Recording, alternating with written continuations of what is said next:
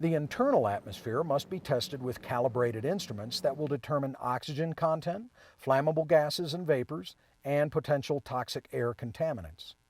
Atmospheric conditions are considered unacceptable if oxygen levels are less than 19.5% or greater than 23.5%.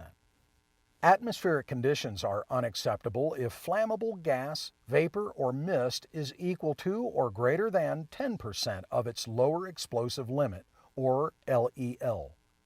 This is the minimum concentration of the material that will ignite if an ignition source is present.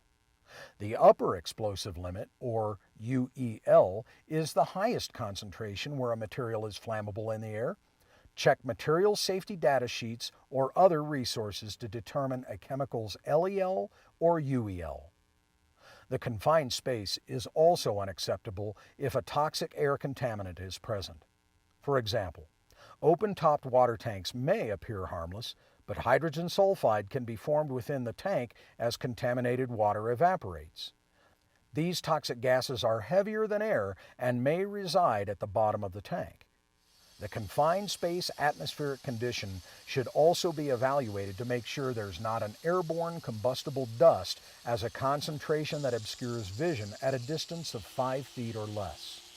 And finally, it should be confirmed that the concentration of any substance is not equal to or greater than the allowed limit in the MSDS for that substance.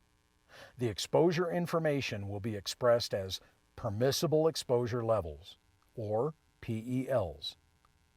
If possible, test the confined space atmosphere without removing its cover, as in the case of a manhole or entry cover that has a hole for a sampling hose to be inserted.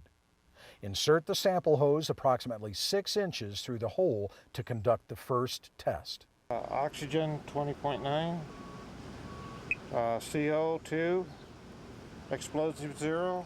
If no combustible gas is found, then the cover can be removed or door opened for further evaluation.